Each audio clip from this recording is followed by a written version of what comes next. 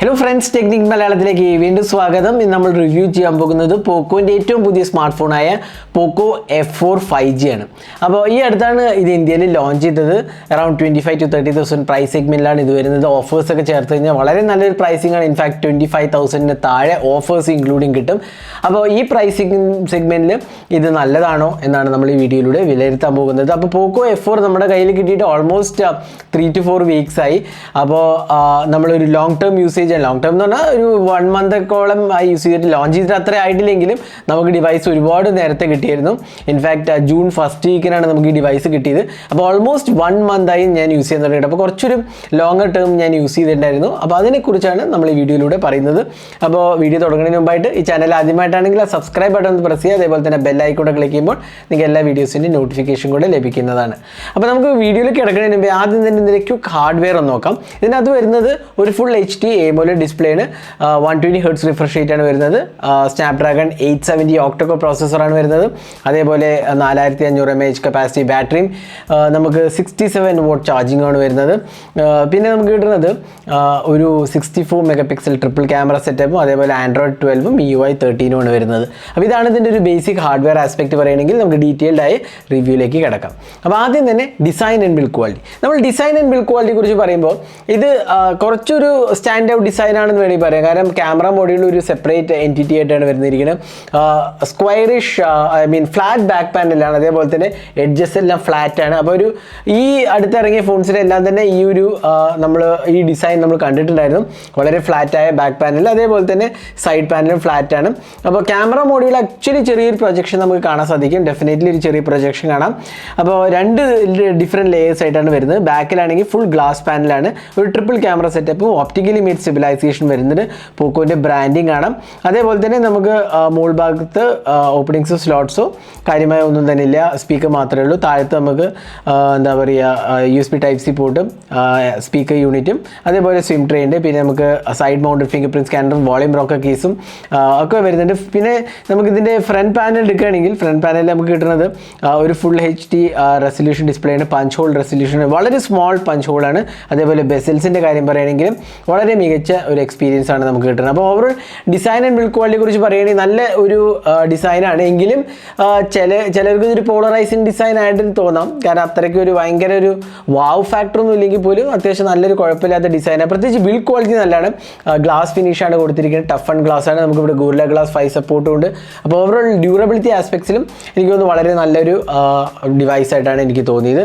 നമ്മളിപ്പോൾ ഓൾമോസ്റ്റ് ഒരു മാസത്തോളം സ്ക്രീൻ ഗാർഡോ അങ്ങനത്തെ ഒന്നും തന്നെ ഇല്ലാണ്ടാണ് യൂസ് ചെയ്തത്. ഒരു സ്ക്രാച്ചോ ഒന്നും പറ്റിയിട്ടില്ല. അപ്പോൾ നല്ലൊരു എക്സ്പീരിയൻസ് ആയിട്ട് നമുക്ക് പറയാം. ഇനി ഡിസ്പ്ലേ.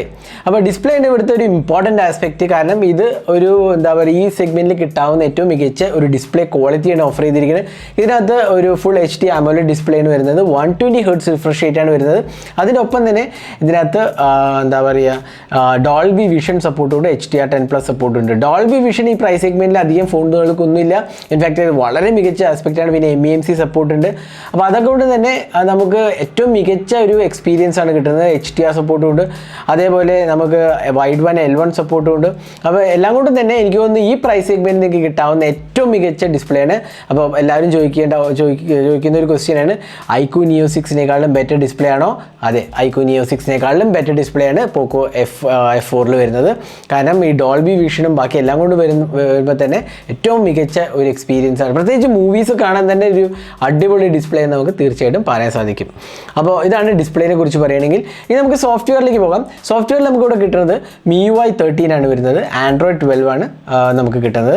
അപ്പോൾ MIUI 13 എന്ന് പറഞ്ഞാൽ നമുക്കറിയാം കുറച്ചുകൂടി ഇംപ്രൂവ്ഡ് വേർഷനാണ്. MIUI 12.5 ആയിരുന്നില്ല. ഒരുപാട് ബഗ് ഫിക്സസ് വന്നിട്ടുണ്ട്. അപ്പോൾ ഇതിനകത്ത് എനിക്ക് ബഗ്സ് ഒന്നും തന്നെ നേരിടേണ്ടി വന്നിട്ടില്ല. നല്ലൊരു എക്സ്പീരിയൻസ് ആയിരുന്നു. പ്രത്യേകിച്ച് Android 12 കൂടെ കിട്ടുമ്പോൾ ഏറ്റവും ടോപ്പ് എൻഡ് നമുക്ക് ഇപ്പോൾ കിട്ടാവുന്ന ഏറ്റവും ലേറ്റസ്റ്റ് വേർഷൻ ഓഫ് ആൻഡ്രോയിഡ് ആണ് കിട്ടുന്നത്. അതേപോലെ നല്ലൊരു എക്സ്പീരിയൻസ് ആണ് നമുക്ക് കിട്ടുന്നത്. ഒരുപാട് ഓപ്ഷൻസ് ഉണ്ട്. നമുക്കറിയാം MIUIയിൽ ഒരുപാട് ഫീച്ചേഴ്സും ഓപ്ഷൻസും എല്ലാം തന്നെ ഉള്ളതാണ്. കസ്റ്റമൈസേഷൻ ആണെങ്കിൽ പോലും തീം സപ്പോർട്ട് ഉണ്ട്. അങ്ങനെ ഒരുപാട് അഡീഷണൽ ഓപ്ഷൻസ് വരുന്ന ഒരു UI ആണ്. അപ്പോൾ എനിക്ക് ഈ UI എക്സ്പീരിയൻസ് വളരെ നല്ലതായിട്ട് തോന്നുന്നത്. വളരെ ഫാസ്റ്റ് ആൻഡ് ഫ്ലൂയിഡ് എക്സ്പീരിയൻസ് ആണ്. ലാഗ്സോ ഇഷ്യൂസ് ഒന്നുമില്ല. അതേപോലെ മെമ്മറി മാനേജ്മെൻറ്റ് കാര്യത്തിലാണെങ്കിൽ വളരെ മികച്ചൊരു എക്സ്പീരിയൻസ് ആണ് ഇത് നൽകുന്നത്. അപ്പോൾ സോഫ്റ്റ്വെയറിൻ്റെ കാര്യത്തിൽ എനിക്ക് കംപ്ലയിൻസ് ഒന്നുമില്ല, നല്ല ഒരു എക്സ്പീരിയൻസ് ആയിട്ടാണ് എനിക്ക് തോന്നിയത്.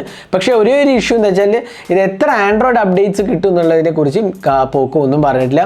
അത് എനിക്ക് കുറച്ച് ഡിസപ്പോയിൻറ്റിംഗ് ആയി തോന്നി. കാരണം ഇപ്പോൾ എല്ലാ ബ്രാൻഡ്സും ഒരു മിഡ് റേഞ്ച്, അതായത് 20,000 മുകളിലെ ഡിവൈസിനൊക്കെ തന്നെ ആൻഡ്രോയിഡ് അപ്ഡേറ്റ് സൈക്കിൾ പറയാറുണ്ട്. ഇവിടെ നമുക്ക് പോക്കോ അത് പറഞ്ഞിട്ടില്ല എന്നുള്ളതാണ് ഒരു ഡിസപ്പോയിൻറ്റിംഗ് ആസ്പെക്റ്റ്. അപ്പോൾ പ്രോബ്ലി ഒരു 1-2 വർഷമൊക്കെ കിട്ടാൻ ചാൻസ് ഉണ്ട്. പക്ഷേ ഒഫീഷ്യൽ അപ്ഡേറ്റ്, ഒഫീഷ്യൽ കൺഫർമേഷൻ കമ്പനീൻ്റെ സൈഡിൽ നിന്ന് വരാൻ ഇരിക്കുന്നു എന്നാണ് എനിക്ക് തോന്നുന്നത്.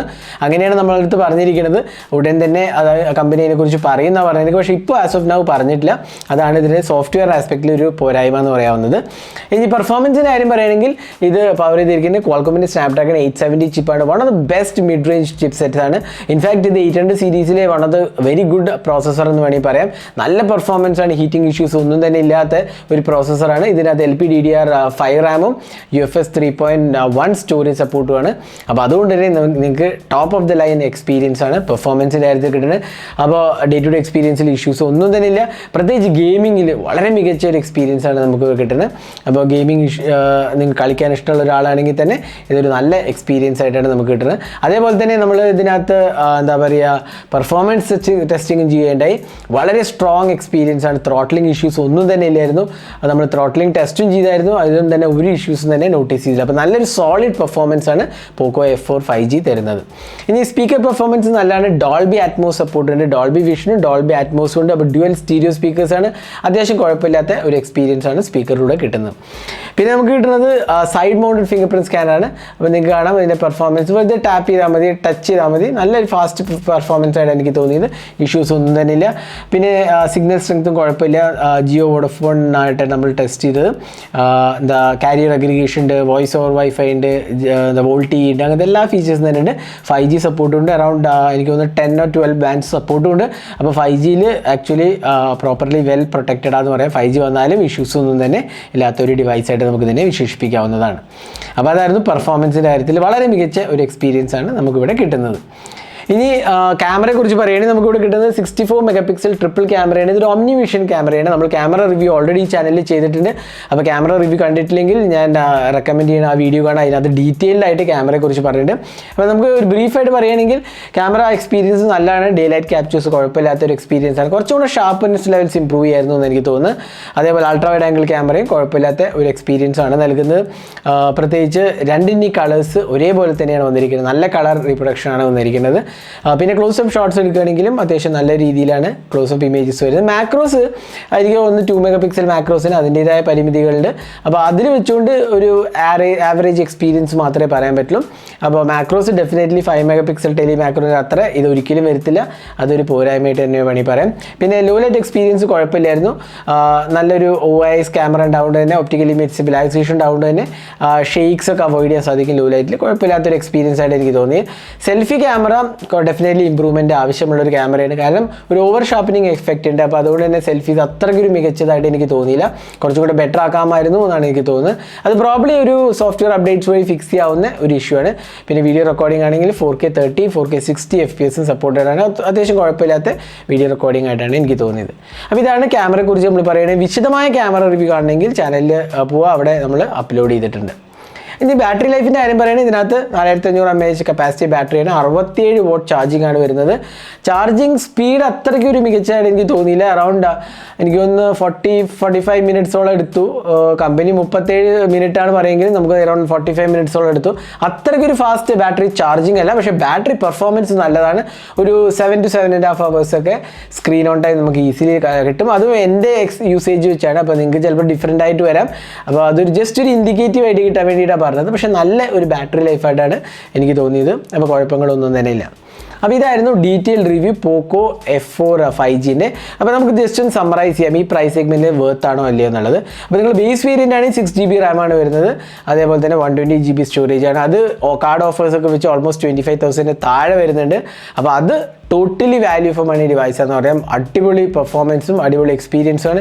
ടോട്ടലി വേർത്ത് പ്രൈസിംഗ് ആണ്. ഇനി 8 GB റാം എടുക്കുകയാണെങ്കിലും എനിക്കൊന്നും കുഴപ്പങ്ങളൊന്നുമില്ല. കുറച്ചുകൂടെ പ്രൈസ് കൂടുതലാണ് വരുന്നത്. 8 GB അറൗണ്ട് 29,999 ആണ് ഒഫീഷ്യൽ പ്രൈസിംഗ്. നിങ്ങൾക്ക് ഡിസ്കൗണ്ടോടുകൂടി കുറച്ചുകൂടെ വില കുറച്ച് കിട്ടും. ആ പ്രൈസ് സെഗ്മെൻറ്റിൽ എന്തൊക്കെയാണ് ഇതിൻ്റെ പോരായ്മകൾ എന്ന് പറഞ്ഞാൽ ഇതിനകത്ത് ക്യാമറയിൽ സെൽഫി ക്യാമറ അത്രയ്ക്ക് ഒരു മികച്ചതായിട്ട് എനിക്ക് തോന്നുന്നില്ല. അതൊരു ഇമ്പ്രൂവ്മെൻറ്റ് വേണ്ട ഒരു ആസ്പെക്റ്റ് ആണ്. അപ്പോൾ സെൽഫീസിന് വളരെയധികം ഇമ്പോർട്ടൻസ് കൊടുക്കുന്ന ഒരാളാണെങ്കിൽ പ്രോബ്ലി ഇത് അത്ര ഒരു നല്ല ഇൻവെസ്റ്റ്മെൻ്റ് അല്ല. പക്ഷേ സെൽഫീസ് ഓവറോൾ ക്യാമറയെ കുറിച്ച് പറയുന്ന സെൽഫീസ് കുഴപ്പമില്ല. പക്ഷേ ഇതിലും ബെറ്റർ ആക്കാമായിരുന്നു ഡെഫിനറ്റ്ലി സെൽഫീസ്. പിന്നെ ആൻഡ്രോയിഡ് അപ്ഡേറ്റ്സിൻ്റെ കാര്യത്തിൽ ഒരു ക്ലാരിറ്റി ഇതുവരെ വന്നിട്ടില്ല. അതൊരു പോരായ്മയായിട്ട് വേണമെങ്കിൽ പറയാം. ബാക്കി ഡിസൈൻ ലാംഗ്വേജ് എനിക്ക് പ്രോബ്ലി ഒരു മിക്സഡ് ഒപ്പീനിയനാണ്. ചിലർക്ക് ഇഷ്ടപ്പെടും, ചിലർക്ക് ഇഷ്ടപ്പെടത്തില്ല. എങ്കിലും അതൊരു പോരായ്മയായിട്ട് ഞാൻ പറയുന്നില്ല. അപ്പോൾ ഇതായിരുന്നു പോരായ്മകൾ. ഇനി ഗുണങ്ങൾ പറയുക നല്ലൊരു ഡിസ്പ്ലേ ക്വാളിറ്റിയാണ്. Excellent display, best in class display ആണ്. സോഫ്റ്റ്വെയർ എക്സ്പീരിയൻസും നല്ലതാണ്. പെർഫോമൻസ് അടിപൊളി പെർഫോമൻസ് ആണ്. ഈവൻ ഗെയിമിങ്ങും വളരെ മികച്ചതായിട്ട് എനിക്ക് തോന്നിയത്. ക്യാമറ ഡേ ടു ഡേ എക്സ്പീരിയൻസിൽ കുഴപ്പമില്ലാത്ത ഒരു എക്സ്പീരിയൻസ് ആണ്. അതേപോലെ തന്നെ ബാറ്ററി ലൈഫും നല്ലതായിട്ട് എനിക്ക് തോന്നി. ഇതാണ് പ്രോസ് ഓഫ് പോക്കോ F4. അപ്പോൾ ഈ പ്രൈസ് സെഗ്മെൻറ്റ് എനിക്ക് തോന്നുന്നത് ഇത് ടോട്ടലി വർത്ത് എക്സ്പീരിയൻസ് ആണ്. കുഴപ്പങ്ങളോ ഇഷ്യൂസോ ഒന്നും തന്നെ ഞാൻ 1 month ഓഫ് യൂസേജിൽ നോട്ടീസ് ചെയ്തിട്ടില്ല. അപ്പോൾ ഇതായിരുന്നു പോക്കോ F4ൻ്റെ ഒരു ഡീറ്റെയിൽ റിവ്യൂ. വീഡിയോ നിങ്ങൾക്ക് ഇഷ്ടപ്പെട്ടു എന്നായിരിക്കണം. കൂടുതൽ വീഡിയോസിനായി ചാനൽ സബ്സ്ക്രൈബ് ചെയ്യുന്നപ്പം തന്നെ ബെൽ ഐക്കൺ ക്ലിക്ക് ചെയ്യുമ്പോൾ നിങ്ങൾക്ക് എല്ലാ വീഡിയോസിൻ്റെയും നോട്ടിഫിക്കേഷൻ കൂടെ ലഭിക്കുന്നതാണ്. അപ്പോൾ thanks for watching. Hope to see in next video. Have a great day.